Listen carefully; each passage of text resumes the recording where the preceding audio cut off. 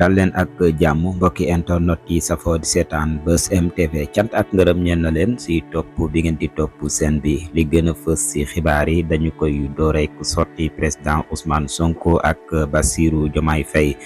niki démb si guddi gi lañu génn ful bu takko nag topp leen kenn xamul woon président Ousmane Sonko ban yoon lay jaar ñëpp jàppoon na moom lañ topp ndekete Bassirou Diomaye Faye lañu topp mu nekk geste boo xam ne nag kii di président Ousmane Sonko daal dina koy def sénégalais yi nag di ko rafetlu bu baax a baax ndax doo jiital nit ba pare di ko faqastal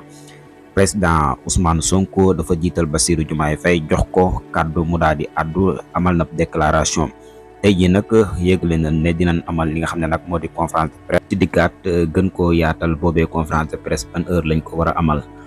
leneen li nga xam ne am na maître Ngagne Demba Touré moom it daal dinañ am li nga xam ne nag moo di liberté ginnaaw bi ñu ko téewee moom bi mu dikkee ñibbisi Sénégal kon daal bi ñuy libéré kii di Bassirou Diomaye Faye ak président Ousmane Sonko moom la Mbappé de Messi ñu ko koy woowee nekk maître Ngagne Demba Touré jot naa am tamit li nga xam ne nag moo di liberté kon daal moom Ngagne Demba Touré moom it libéré nañ ko mu ñibbi këram moom ngeen di seen noonu ak famille am mu nekk lu ama am solo jëm si élection présidentielle 2024 yi nga xam ne si lañu jëm kon daal campagne yi nar na neex te nar na doy waar leneen li nga xam ne am FDS les Guelwaar bu Babacar Diop dem na fekki ki nga xam ne nag moo di coalition Diomaye président kon nag kii di Diomaye président ba léegi ña ngay wéy di am ay gan yoo xam ne daal ñoo leen ni rejoindre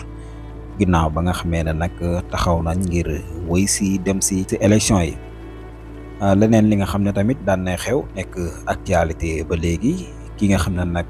moo di Birahim Seck Forum Civil moom nag daal dina tontu waa PDS ne leen nag bu ngeen amee ay firnde si guerre bi ngeen di tuumaal Amadou Ba ak ñaari àttekat yi conseil constitutionnel yi da ngeen di ñëw daal si bërëb bi nga xam ne nag fi la ñuy liggéeyee ngeen indi ko ndax ñoom nekkuñu ñoo xam ne daal dañuy fore si mbedd ñuy fore si mbedd kon bu fekkee ne seen xibaar boobu wér na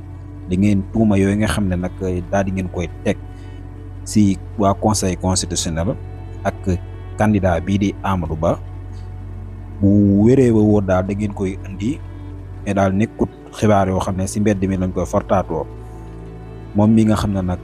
moo Birahim Seck lu ne mel daal la tontu ñi nga xam ne nag ñoo di waa PDS. beneen xibaar capitaine Touré projet bi nga xam ne nag moo doon dox si digganteem ak ki nga xam ne nag moo di Cheikh Yérim Seck boobee projet nag nekk projet diffamation renvoyé ti nañ ko ginnaaw biñ ko renvoyé yóbbooti nañ ko le 24 avril 2024 lu ne mel nag moom Seydina Omar Touré di capitaine Touré ex capitaine moom moo xam ne lu ni mel projet bi nag